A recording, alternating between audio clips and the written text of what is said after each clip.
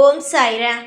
என் அன்பு செல்லமே, என்னுடைய தங்கமே, உன்னை வாழவே விடாமல் உன் வீட்டுக்குள்ளேயே இருந்து கொண்டு உன்னை எப்பொழுதும் தொந்தரவு செய்து கொண்டு உன்னுடைய எப்பொழுதும் உன்னை பார்த்தாலே ஏதாவது ஒரு வார்த்தைகளை சொல்லிக்கொண்டு இப்பொழுதும் உன்னை அடக்கி வைக்கலாம், உன்னை எப்பொழுதும் தானாக எந்த ஒரு செயலையும் செய்ய விடாமல் தன்னுடைய கட்டுப்பாட்டுக்குள்ளேயே வைத்துக்கொண்டு எல்லா விஷயத்தையும் தானே செய்து கொண்டு அனுபவித்து கொண்டு நீ எதையுமே செய்யக்கூடாது, நீ எப்பொழுதும் எதுவுமே தெரியாத ஒரு பெண்ணாகவே இருக்க வேண்டும் என்று உன் வீட்டுக்குள் இருக்கும் ஒரு நபர் உன்னை ஆட்டி வைக்கிறார்.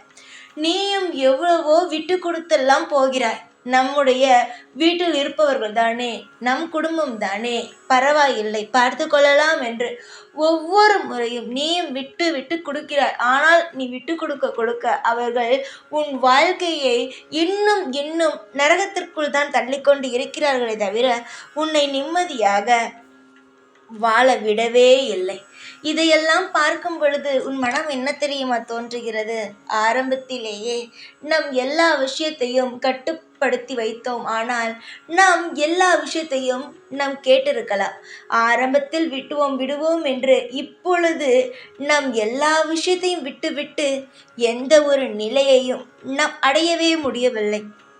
வாழ்க்கை மாறும் என்று நினைத்தோம், விட்டு கொடுத்து கொண்டே இருந்தோம். இப்பொழுது பேசினால் அப்பொழுதெல்லாம் வாயை தானே மூடிக்கொண்டு இருந்தாய், இப்பொழுது வாயை திறக்கிறாய். யார் சொல்லி இதெல்லாம் பேசுகிறாய் என்று திரும்ப கேட்கிறார்கள் என்று ஒரு கவலையில் இருக்கிறாய். தங்கமே, எப்பொழுதும் ஒரே மாதிரியே இருக்க வேண்டும் என்று அடுத்தவர்கள் நினைக்கிறார்கள் பார், அதுதான் ஒரு தவறான ஒரு விஷயம். முதலாக அடிபடும் பொழுது வாழ்க்கையில் எதுவும் தெரியாது. அதுவே போக போக அடிபடும் பொழுது எதனால் இந்த பிரச்சனை வந்தது, எதனால் கவலை வந்தது, எந்த இடத்தில் யார் அவமானப்படுத்தினார் எல்லாமே புரிய வந்துவிடும். அதை புரிந்து கொள்ளாமல் எல்லோரும் என்ன நினைக்கிறார்கள், உனக்கு இப்பொழுது யார் சொல்லிக் கொடுத்தா? இதற்கு முன்பெல்லாம் அமைதியாகத்தானே நான் திட்டும் பொழுதெல்லாம் வாங்கி கொண்டுதானே இருந்தாய், இப்பொழுது மட்டும் எப்படி நீ இவ்வளவு பேசுகிறாய், இவ்வளவு என்னை எதிர்த்து பேசிக்கொண்டு காயப்படுத்துகிறாய் என்று. ஆனால் அவர்கள் பேசுவதுதான் உன்னுடைய வாழ்க்கையில் காயமாக இருக்கிறது. நீ சின்னதாக ஏதாவது எதிர்த்து கேட்டால் கூட காயமாக இருக்கிறது என்று சொல்பவர்கள் அவர்கள் பேசுவதும் காயமாக இருக்கும் என்று புரிந்து கொள்ள வேண்டும். எப்பொழுதும் ஏதாவது ஒரு விஷயத்தை சொல்லி உன்னை காயப்படுத்தி உன்னை வாழவே விடாமல் ஆக்குகிறார்கள். அதையெல்லாம் புரிந்து கொள்ள அவர்களுக்கு முடியவில்லை. நீ ஏதாவது ஒரு விஷயத்தை சொல்லிவிட்டால்தான் அவர்கள் உன்னை யார் சொல்லிக் கொடுத்தது, எதற்காக இப்படி பேசுகிறாய் என்று தேவையில்லாமல் என்னென்னவோ கேட்டு உன் மனதை கஷ்டப்படுத்துகிறார்கள். தங்கமே, உன்னை வாட்டி வதைத்த அந்த நபரை நான் உன்னுடைய கட்டுப்பாட்டுக்குள் கொண்டு வரப்போகிறேன். தன்னுடைய கட்டுப்பாட்டுக்குள்ளேயே வைத்திருக்க வேண்டும். உனக்கு எதுவுமே தெரியாமல் நீ எப்பொழுதும் அவனுக்கு அடிமையாகவே இருந்து கொண்டே இருக்க வேண்டும் என்று நினைத்தவன் வாழ்க்கையை நான் எப்படி ஆக்கப் போகிறேன் என்றால், அவனை நீ கட்டுப்பாட்டில் வைத்திருந்து உன்னுடைய வாழ்க்கையை நீ சுதந்திரமாக வாழும்படி நான் ஆக்கப் போகிறேன். நீ எதுவும் நினைத்து பயப்படாதே. என்ன செய்ய போகிறார் சாயி என்று. உன் குடும்பத்தில் இருப்பவர்கள் எல்லாம் பாதுகாப்பாகத்தான் இருப்பார்கள். ஆனால் அவர்களுடைய எண்ணத்தை மட்டும் நான் மாற்றுவேன். அவர்களுக்கு புரியும் அளவுக்கு நான் எல்லா விஷயத்தையும் எடுத்து அவர்களுக்கு சொல்லி, எந்த விதத்தில் எடுத்து சொன்னால் அவர்களுக்கு புரியுமோ அந்த அளவுக்கு நான் எடுத்து சொல்லி அவர்களுடைய எண்ணத்தை மாற்றி உன்னுடைய வாழ்க்கையை நான் சுதந்திரமாக ஆக்குவேன். வாழ்வில் எப்பொழுதும் நீ நிம்மதியாக இருக்க வேண்டும் என்று நான் ஒவ்வொரு நாளும் ஒவ்வொரு திட்டங்களை போட்டுக்கொண்டு இருக்கிறேன். அதனால் நீ எந்த ஒரு நிலையிலும் கவலைப்பட வேண்டாம். நீதான் என்னுடைய பிள்ளை. என்னாலும் இது யாராலும் மறுக்க முடியாது. நீ சந்தோஷமாக இருக்க வேண்டும் என்பதற்காக நான் எப்பேற்பட்ட எல்லைக்கு வேண்டுமானாலும் செல்வேன். நான் அப்படிப்பட்டவன். உனக்காக வெறும் வார்த்தைக்காக இது சொல்லவில்லை. என்னுடைய பிள்ளைகள் என்றால் நான் எது வேண்டுமானாலும் செல்வேன். என்னுடைய பிள்ளைகள் மட்டும்தான் என்னுடைய உலகம். ஒவ்வொரு விஷயமும் நான் செய்கிறேன், ஒவ்வொரு லீலைகளையும் நான் புரிகிறேன் என்றால் அது என்னுடைய பிள்ளைகளுக்காக மட்டும்தான் இருக்குமே தவிர மற்ற யாருக்காகவும் இருக்காது. என்னை நம்பி வந்து சாயி நீங்கள்தான் எனக்கு அனைத்துமே என்று சொல்லும் பிள்ளைகள் எத்தனை பேர்? அந்த உண்மையான உள்ளங்களுக்கு நான் துணை நிற்பேன். யாரெல்லாம் உன்னை கவிழ்த்துவிட வேண்டும், உனக்கு வெளி உலகம் என்றால் என்னவென்று தெரியாமல், பணம் காசு என்றால் எதுவும் தெரியாமல் ஒரு 4 செவுத்துக்குள் போட்டு அடைத்து வைத்து வீட்டுக்குள்ளேயே இருந்து வேலையை பார்க்க வைத்து அடிமையாக வைத்து கொண்டு உன்னை சித்திரவதை செய்து கொண்டு இருக்கும் அவனை நான் வாழ்வில் எந்நாளுமே மன்னிக்கவே மாட்டேன். நீ மனதால் மன்னிக்கலாம், உன்னுடைய குடும்பம் தானே, உன்னுடைய உறவு தானே என்று நீ. ஆனால் நான் மன்னிக்க மாட்டேன்.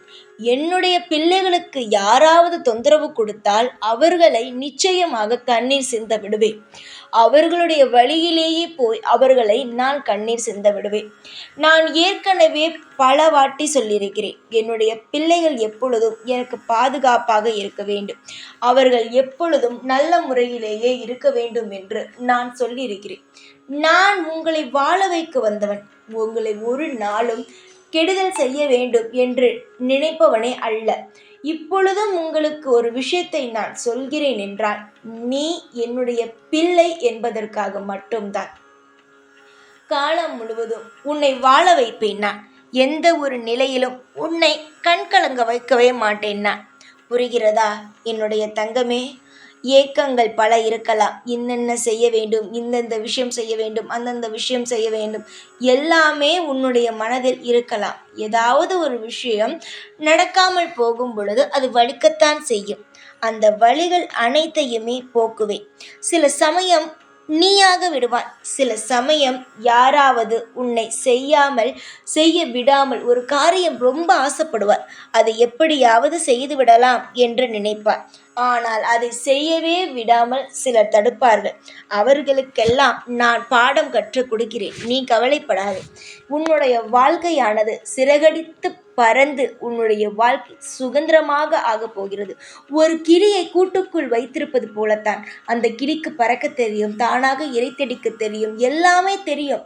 ஆனால் அது அழகாக இருக்கிறது என்று ரெக்கையெல்லாம் அறுத்துவிட்டு அதை ஒரு கூண்டுக்குள் வைத்திருப்பார்கள். அது எந்த அளவு பாவமோ அது போலதான் ஒரு மனிதன் சாதிக்க வேண்டும் என்று துடிக்கிறான் என்றால் அவனை விட வேண்டும். அவனுக்கு எல்லா விஷயத்தையும் சொல்லி புரிய வைக்க வேண்டும். அதையெல்லாம் விட்டு எப்பொழுதும் ஒரு 4 செவுத்துக்குள் போட்டு வேலை மட்டும் வாங்கி கொண்டு அவனை அடைத்து வைப்பது பாவம். அந்த கிளிக்கு எப்படி அந்த கூண்டை விட்டு திறந்து விட்டால் பறக்கவும் தெரியும், அதற்கான இரையை தேடிக்கவும் தெரியுமோ, அதுபோல ஒரு மனிதனை வெளியில் விட்டு பார்த்தால் அவனுக்கு நல்லபடியாக வாழ தெரியும். அதை யாரும் புரிந்து கொள்ளாமல் ஒரு கட்டுப்பாடு அடிமைத்தனத்தோடு அடக்கி வைத்து தவறு செய்து உங்கள் வாழ்க்கையை கெடுத்து விடுகிறார்கள். இனிமேல் உங்கள் வாழ்க்கையை நான் யாராலும் கெட்டுப்போக விடவே மாட்டேன். உங்களுடைய திறமைகளை வெளிக்கொண்டு வருவேன். உன்னுடைய திறமைகள் இனி வெளிவரப்போகிறது. இதற்கு முன்பெல்லாம் நீ அழுதாய், நானும் ஏதாவது ஒரு விஷயத்தை சாதிக்க வேண்டும் என்று. நிச்சயமாகவே சாதிக்கும் நேரமோ வந்துவிட்டது. இதற்கு மேல் நீ எதையும் நினைத்து கவலைப்படக்கூடாது. அமைதியும் எப்பொழுதும் மனதில் சந்தோஷத்தையும் மட்டும் வைத்துக்கொள். ஆனந்தமாக வாழும் வாழ்க்கையை முதலில் கொண்டு வா. எக்காலம் கொண்டும் எதையும் நினைத்து வருத்தப்படாதே. சந்தோஷம் என்ற விஷயத்தை மட்டும் வாழ்க்கையில் எப்பொழுதும் எந்நாளும் வைத்துக்கொள். இந்த சாயாகிய நான் உன்னை ஒவ்வொரு நாளும் வாழ வைப்பேன். எக்காலமும் உன்னை கைவிட மாட்டேன். தைரியமாக இரு, எப்பொழுதும் உன் கூடவே தான் இருப்பேன். இந்த சாய்நான். ஓம் சாய்ராம்.